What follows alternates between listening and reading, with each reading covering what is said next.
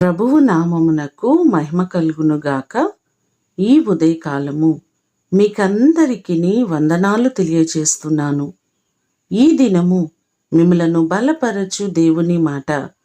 నీవు లేచి రేయి మొదటి జామున మొరపెట్టుము, నీళ్లు కుమ్మరించున్నట్లు ప్రభువు సన్నిధిని నీ హృదయమును కుమ్మరించుము.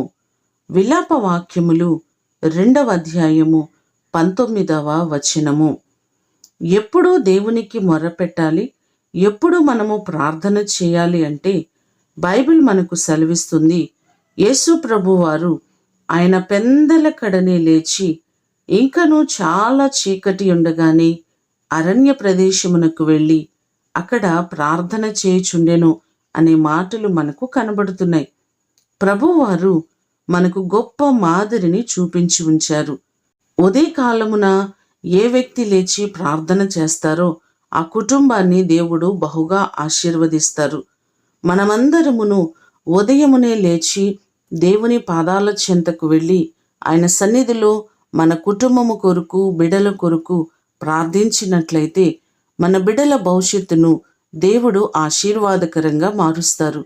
దావీదు వలె, దేవా నా దేవుడవు నీవే, నేను నిన్ను వెదకెదనని చెప్పినట్లుగా మనము దేవుని వెతికినట్లయితే మన కుటుంబాలన్నీ ఆశీర్వదించబడతాయి. మీరందరూ దేవుని చేత ఆశీర్వదించబడుదురుగాక. ప్రార్థన చేసుకుందాం. పరిశుద్ధుడైన తండ్రి, మీ పాదములకు వందనాలు, స్తోత్రాలు. ఉదయకాలమే మీ పాదముల చెంతకు వచ్చి మీ సన్నిధిలో ప్రార్థించడం మాకు నేర్పించండి. ఉదయకాలపు ప్రార్థన, తెల్లవారుజామున చేసే ప్రార్థన మా కుటుంబాల్లో అద్భుతాలు చేస్తుంది ప్రభువా. అలాంటి ప్రార్థనా జీవితము ప్రతినిత్యము మాకందరికీ మీరు కలుగు చేయండి. కుటుంబాలను దీవించండి. బిడలకు మంచి భవిష్యత్తును మీరు అనుగ్రహించండి.